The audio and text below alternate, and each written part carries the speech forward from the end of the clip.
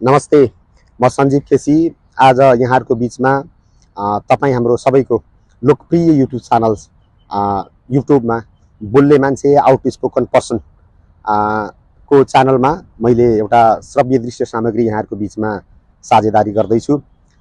विशेष गरी आजभोलि तपाईँ हाम्रो घर दैलोमा देशैभरि चुनावको माहौल छ। यो चुनावको माहौलमा राजनीतिक वृत्तमा पहिलेबाट तपाईँ हाम्रा बिचमा रहेका तीन ठुला राजनीतिक दलहरू नेपाली काङ्ग्रेस, नेकपा एमाले र नेपाली कम्युनिस्ट पार्टी राजनीतिक वृत्तमा यसपटकको चुनावमा पनि तपाईँ गाउँ घरसम्म उहाँहरूका कार्यकर्ताहरू, उहाँहरूका उम्मेदवारहरू आइपुग्नु भएको अवस्था छ। यसर्थ यहाँ तपाईँ हामीले सदियौँदेखि उहाँहरूसँग जोडिएका नाताले पनि उहाँहरूको बारेमा सामान्य हिसाबले विवेचना गर्नै पर्ने हुन्छ। कुरा के हो भने नेकपा एमाले जो अहिले गएको जेनजी आन्दोलन पछिको नयाँ परिस्थितिका बीचमा उहाँहरूको विशेष महाधिवेशनबाट नयाँ कार्य समिति अध्यक्ष चयन भएको छ र यहाँहरूले देखिरहनु भएको छ उहाँहरूले बोल्नुभएका कुराहरू, उहाँहरूले सामाजिक सञ्जालमा सम्प्रेषण गर्नुभएका कुरा र अरू थुप्रै कुराहरूले पनि के प्रमाणित गर्छ भने गएको जेनजी आन्दोलन जुन 23 र 24 गते भएको थियो त्यसलाई उहाँहरूले राजनीतिक वृत्तमा खासै ठुलो अर्थ र भूमिका दिनुभएको अवस्था छैन।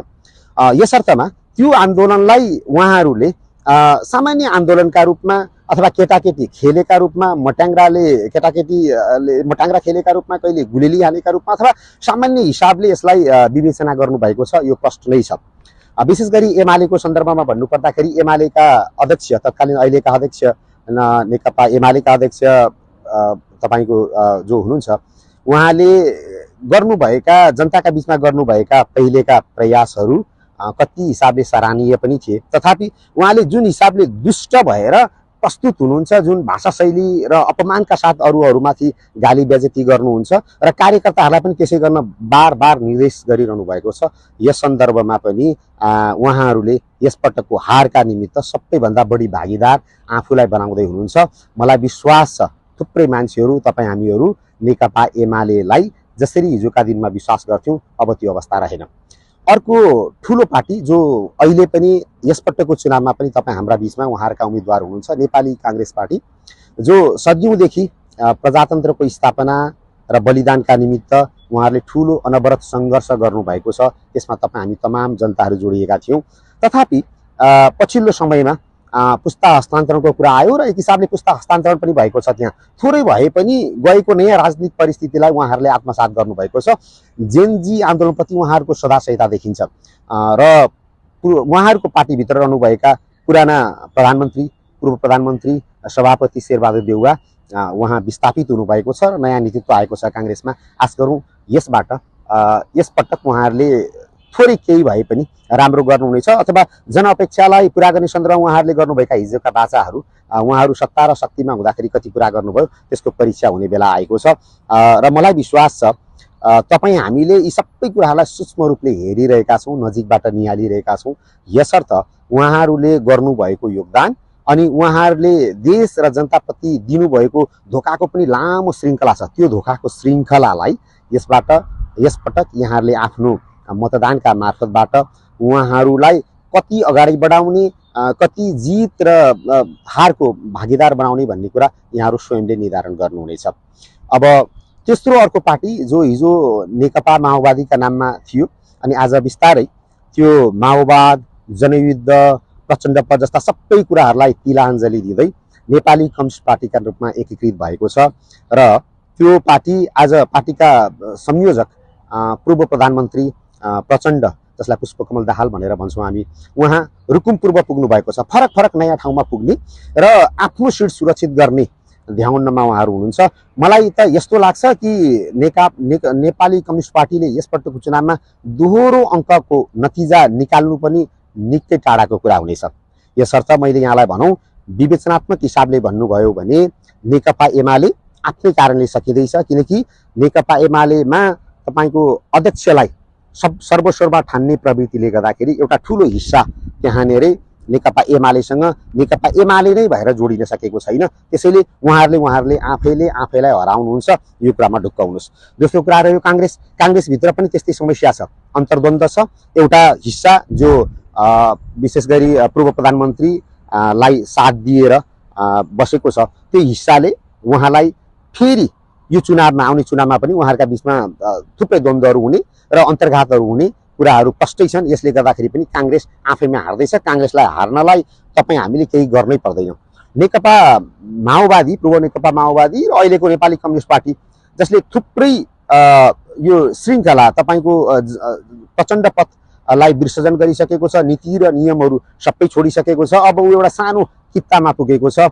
यसर्थ मलाई लाग्दैन उहाँहरूले दोहोरो अङ्कको भन्दा बढी तपाईँको सिट ल्याएर यसपटकको राजनीतिमा उहाँहरूले दखल दिनुहुन्छ।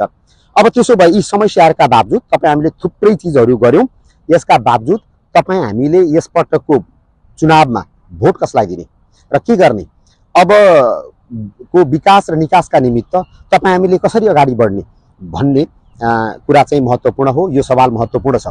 यस सन्दर्भमा यहाँले अर्को एउटा कित्ता देख्नुहुन्छ राजनीतिमा। मैले यसलाई कित्ता भनेको छु। कित्ता किन पनि भनेको हो भने नेपाली काङ्ग्रेस, नेकपा एमाले र नेपाली कम्युनिस्ट पार्टी, यी तीनवटा ठुला राजनीतिक दलहरू एक कित्तामा हुँदैछन्।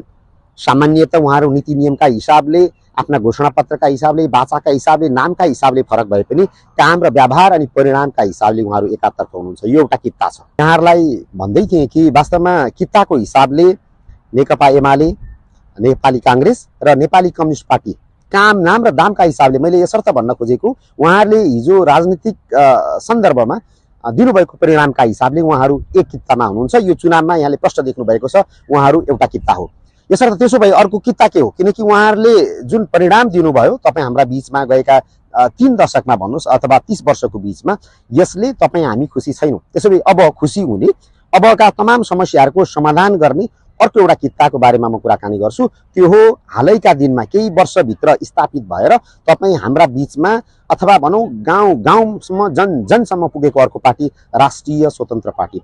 राष्ट्रिय स्वतन्त्र पार्टीमा हिजो रवि एक्लै थिए। रवि नै रासोपा थियो र रासोपा नै रवि थियो। तर आज रासोपासँग रविसँग थुप्रै मान्छेहरू जोडिएका छन्। म यहाँहरूलाई बताउँ, आज कम्तीमा पनि रासोपासँग बालेन जो काठमाडौँ महानगरपालिकाको पूर्व प्रमुख हुनुहुन्थ्यो, उहाँ र रवि एक हल गोरुका रूपमा गाँजिनु भएको छ, नारिनु भएको छ। म यहाँलाई बताउँ, म किसानको छोरो, मैले गोरु यस अर्थमा भनेको यो हो, कम्तीमा मैले यसलाई भावको अर्थमा मात्रै बुझिदिनु होला।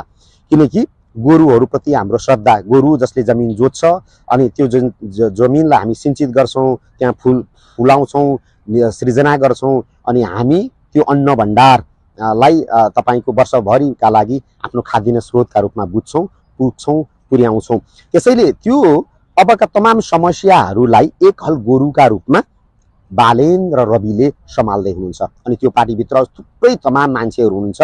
ती मान्छेहरूले तपाईँ यो पटकको चुनावी वृत्तमा तपाईँको उम्मेदवार भएर तपाईँ हाम्रो गाउँठाउँदेखि सहरसम्म उहाँहरू हुनुहुन्छ। उहाँहरूप्रति तपाईँ हामीले देखाएको सदाशयता जनरहरूले पनि यसलाई प्रमाणित गर्छ। नैतिक रूपमा रासोपा, राष्ट्रिय स्वतन्त्र पार्टीले अब गाउँदेखि सहरसम्म पनि चुनावी परिणाम राम्रो ल्याउँदैछ। मलाई त के लाग्छ भने यसपटक रासोपाले कम्तीमा पनि बहुमत ल्याउँछ। त्यो बहुमतको बलमा उसले खडा गर्ने एकल राष्ट्रिय सरकारले तपाईँ हाम्रा थुप्रै तमाम समस्याहरूलाई निराकरणको सन्दर्भमा अगाडि लिएर जान्छ। हाम्रा बिचमा थुप्रै समस्याहरू छन्। वास्तवमा राजनीति भनेको थुप्रै चिजहरूको नीति, मूल नीति रहेछ। यसर्थ पनि यस देशको राजनीति अर्थनीतिसँग पनि जोडिन्छ। यस देशको राजनीति तपाईँको बाह्य अरू देशहरूलाई हेर्ने तपाईँ हाम्रो एउटा नीति छ, त्यो नीतिसँग पनि जोडिन्छ। त्यसैले राजनीति नै मूल नीति हो। यो मूल नीति राजनीतिलाई सम्हाल्ने एउटा ठुलो जनउपहार तपाईँ हाम्रो बिचमा छ, जो रासोपाका नाममा छ। रवि र बालेनहरूले यसलाई नेतृत्व गर्दैछन्। डिपी अर्यालदेखि लिएर प्रसिद्ध अर्थशास्त्री हुनुहुन्छ, यहाँ थुप्रै मान्छेहरू हुनुहुन्छ, भुइँ मान्छेहरू हुनुहुन्छ। म यहाँ तपाईँलाई बताउँ, पछिल्लो पटकको चुनावमा नेपाली काङ्ग्रेसका सभापति शेरबहादुर देउवालाई डडेलधुराबाट नैतिक रूपमा पराजित गर्ने सागर ढकाल यहाँ हुनुहुन्छ। सरसफाई अभियन्ता हुनुहुन्छ, थुप्रै मान्छेहरू हुनुहुन्छ, किनकि सरसफाइ अभियन्ता पनि चाहिँदो रहेछ हेर्नुहोस् राजनीतिमा, किनकि राजनीति फोहोर भएको छ, दुर्गन्धित भएको छ। यस सन्दर्भमा उहाँहरूले यो राजनीतिभित्रको फोहोरलाई सफा गर्न आउनुहुने तमाम राष्ट्रपाका कार्यकर्ता उम्मेदवारहरूलाई मेरो तर्फबाट यहीँबाट हार्दिक नमन।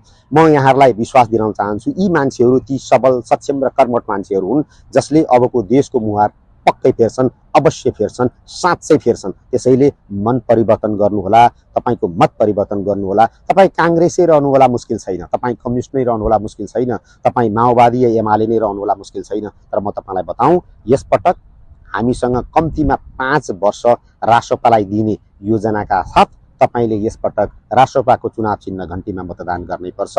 म यहाँलाई बताउँ, जब यहाँले एकत्रित रूपमा अबका 5 वर्षका निमित्त राष्ट्रपालाई चयन गर्नुहुन्छ, राष्ट्रपाको चुनाव चिन्हमा घन्टीमा यहाँले मत हाल्नुहुन्छ, यसका भरमा राष्ट्रपाले प्राप्त गर्ने बहुमत अनि त्यो बहुमतको आडमा बन्ने राष्ट्रिय सरकारले तपाईँ हाम्रा थुप्रै मूलभूत समस्याहरूलाई समाधान र सहजताको बाटोतर्फ लिएर जान्छ। यहाँहरूलाई पनि उहाँहरूप्रति देखिएको जनउभार अनि थुप्रै मान्छेहरू यहाँले हेर्नुभयो अझै विशेष गरी भने बालेन्द्र रवि पुगेका ठाउँमा त जनसागर नै उर्लिन्छ, सोभिता गौतमहरू पुगेका ठाउँमा जनसागर नै उर्लिन्छ, यसर्थ स्वर्णिम वाग्लेहरू पुगेका ठाउँमा जनसागर नै उर्लिन्छ। यहाँले कुरा गर्नुभयो हेर्नुभयो भने तपाईँले सागर ढकाल पुगेको ठाउँमा जनसागर उर्लिन्छ। यो जनसागरले पनि प्रश्न पार्छ। तपाईँ हामी सम्पूर्ण मान्छे उहाँहरूको साथमा छौँ। यसपटकको चुनावमा यो जनउभारलाई सम्हाल्दै अबको राष्ट्रिय सरकार, त्यो पनि एकल राष्ट्रिय सरकारका निमित्त राष्ट्रिय स्वतन्त्र पार्टीको चुनाव चिन्ह घन्टीमा मतदान गरी तपाईँ हामीले एउटा नयाँ नेपालका निमित्त नयाँ कार्यदिशा तय गर्न परेको छ। यहाँहरू सम्पूर्णलाई विवेकी भएर घन्टीमा मतदान गर्नका निम्ति म यहाँहरूलाई यही भूमिबाट, म त परदेशमा छु विशेष गरी, सायद मैले मतदान गर्न नपाउँला, तथापि तपाईँहरूसँग म र मसँग तपाईँ भएको कुरा त सर्वविदित नै छ। हामी जहाँ पुगे पनि नेपाली हौँ। यसर्थ नेपाललाई बचाउन, नेपाललाई समृद्धिको बाटोमा अगाडि बढाउन, विकास र निकासको बाटोमा अगाडि बढाउनका निमित्त यहाँको विवेकी भोट यसपटक राष्ट्रिय स्वतन्त्र पार्टी रासोपाको चुनाव चिन्ह घन्टीमा प्रदान गर्नका लागि हार्दिक अनुरोध गर्दै म यहाँबाट बिदा हुन्छु। फेरि भेटौँला। जय देश, जय रासोपा, जय घन्टी।